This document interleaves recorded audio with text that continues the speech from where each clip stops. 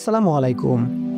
ফেসবুকে দীর্ঘদিনের প্রেমের সম্পর্কের পর বিয়ে বন্ধনে আবদ্ধ হন দুজন। প্রায় ১.৫ মাস চুটিয়ে সংসারও করেন, কিন্তু এরপরই বাদে বিপত্তি। হঠাৎই স্বামী বুঝতে পারেন তার স্ত্রী আসলে নারী নয়, একজন পুরুষ। কোন ঘটনায় বন্ধু শুনিও নি আর দেখিও নি যে বিয়ে করলো মেয়ে হয়ে গেল ছেলে। এমনই এক ঘটনা ঘটেছে রাজবাড়ির গোয়ালন্দে। বিয়ের পর তাদের মধ্যে চলে মনোমালিন্য। সামিয়া ওরফে শাহিনুর বলতেন, আমি অসুস্থ। শুক্রবার ২৫ জুলাই সন্ধ্যায় জানাজানি হলে এলাকায় চাঞ্চল্যের সৃষ্টি হয়।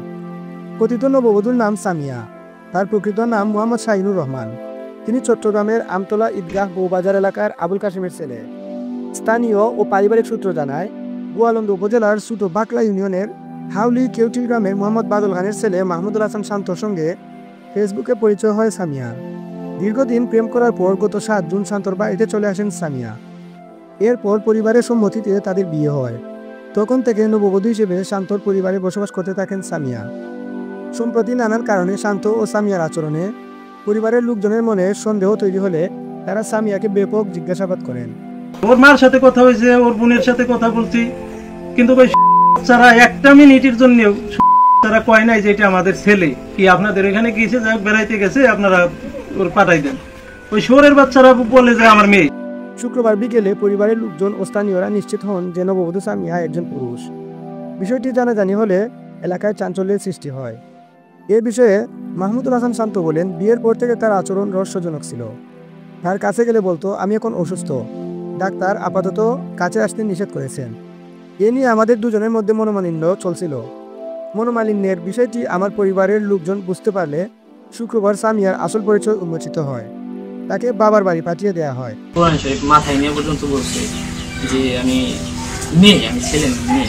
শান্তর মা মুসাম্মদ সুহাগী বেগম বলেন, সামিয়া নামে ছদ্মবেশ ধারণ করে ওই ছেলে আমার ছেলের সঙ্গে ফেসবুকে প্রেমের সম্পর্ক গড়ে তোলে।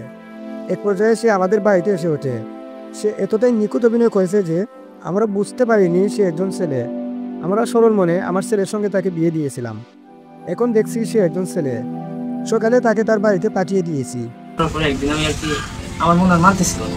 এই যে ৫-৬ দিন আগে আমি ওরে হাত করে ধরছি, ধরার পরে ও তাও ঘুম অবস্থায় ছিল।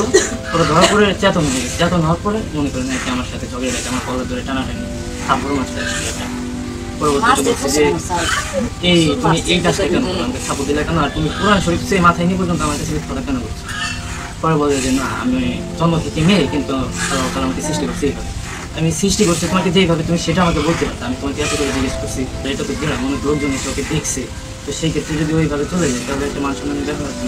পরবর্তীতে তোমার বিয়ে দিয়ে দেওয়া চাই, এমনি পারিবারিক বিষয়। এটাকে বেশি হচ্ছে আপনার এই যে সাতটা নিয়ে আগে। মোহাম্মদ শাহিনুর রহমান ওরফে সামিয়া মোবাইলে বলেন, শান্তর সঙ্গে যা করেছি সেটা অন্যায় হয়েছে।